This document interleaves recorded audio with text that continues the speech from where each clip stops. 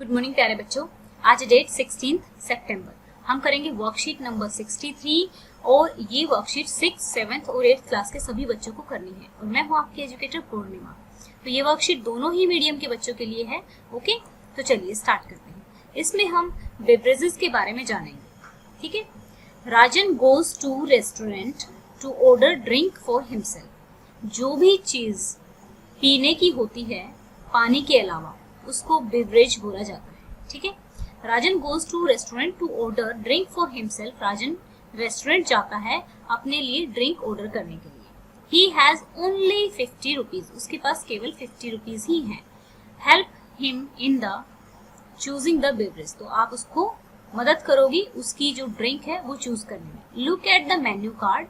ठीक है। जैसे आप रेस्टोरेंट में जाते हैं और जिस पर डिशेस का नाम लिखा होता है, जो भी आइटम होते हैं आपके रेस्टोरेंट में, और आइटम के सामने क्या लिखा होता है, प्राइस लिखा होता है। उस जो भी चीज होती है उसकी कीमत लिखी होती है। तो उस कार्ड को, जिस पेपर पे ये सब कुछ लिखा होता है, उसको हम मेन्यू कार्ड बोलते हैं। तो हमें क्या करना है, हमें देखेंगे आइसक्रीम विद सोडा। ठीक है। Sunday milk shake. तो यहाँ पर आप देख सकते हैं कि अलग अलग ये चीजें हैं जो ये इन पे यहाँ पर कीमत लिखी हुई है, प्राइस लिखा हुआ है कि कितने पैसे के आएंगे। अब जो राजन है, राजन के पास तो केवल कितने रुपए हैं, 50 रुपीज ही है। तो यहाँ पर या तो वो चाय हॉट टी ले सकता है या फिर वो छाछ ले सकता है। ठीक है, ये दो ही आइटम ले सकता है वो, है ना। तो हम चलेंगे which of the following is beverage. Pizza, ice cream, chocolate. नहीं, तो जो हमारी टी है वो हमारी आइसक्रीम है। If he has only 50 rupees, then which beverages can he order? वो या तो hot tea ऑर्डर कर सकता है, hot tea and क्या आ जाएगा, छाछ। छाछ। ठीक है, छाछ हो गई।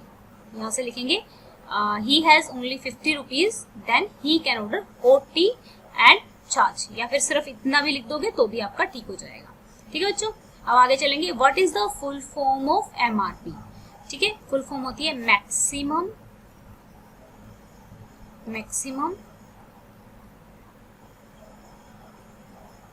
Retail price. ठीक है, एमआरपी की ये फुल फॉर्म होती है। और इससे ज्यादा ऊपर जो पैकेट पे लिखा होता है उससे ज्यादा पैसे का दुकानदार कभी भी सामान नहीं बेच सकता। अगर वो आपसे एमआरपी से ज्यादा का सामान बेचता है तो आप उसको कह सकते हैं कि अगर आप एमआरपी से ज्यादा का सामान बेचोगे तो मैं आपकी शिकायत कर सकता हूँ। ठीक है, तो can a seller sell things above MRP? No. ठीक है, आंसर आएगा no. If you had to order a beverage, अगर आपको कोई बेवरेज जो है ऑर्डर करना है तो तुम क्या ऑर्डर करोगे? आई वुड, तो आएगा आई वुड ऑर्डर केसर पिस्ता बादाम मिल्क। मुझे केसर पिस्ता बादाम मिल्क बहुत अच्छा लगता है। तो आपको इनमें से जो भी अच्छा लगता हो वो यहाँ पर आप लिख सकते हैं, जैसे फ्रेश लाइम सोडा। ठीक है ना, तो यहाँ पे आप वो लिख देंगे। यानी कि ये आई वुड ऑर्डर तो सेम रहेगा, आप यहाँ पे डिश का नाम चेंज कर सकते हैं, यानी कि बेवरेज का नाम चेंज कर सकते हैं अपने मन मर्जी के अनुसार। तो food sold by restaurant which can be taken and eaten somewhere else. जो भोजन हम रेस्टोरेंट से ले लेते हैं और कहीं और जाकर खाते हैं तो उसको हम क्या बोलते हैं? Take away. क्या बोलते हैं? टेक अवे बोलते हैं। Should we buy outside food these days? Why or why not? Discuss with your family members or friends. तो हमें देखो बाहर का खाना बिल्कुल नहीं खाना चाहिए। अभी आप रिसेंटली देखेंगे तो आपने देखा मुरथल ढाबा सोनीपत के पास जो है उस पे 60 से भी ज्यादा वर्कर्स इन्फेक्टेड मिले हैं। तो बहुत ज्यादा रिस्की है। ऊपर से अभी रेनी सीजन चल रहा है। रेनी सीजन में जो मच्छर वगैरह होते हैं वो बहुत ब्रीड करते हैं, यानी कि बच्चे पैदा करते हैं, अंडे देते हैं, तो और ज्यादा बढ़ते जाते हैं। तो हमें पता नहीं होता है कि जो भोजन है वो किसी ने सेफली प्रिपेयर किया है कि नहीं, तो हमें नहीं खाना चाहिए।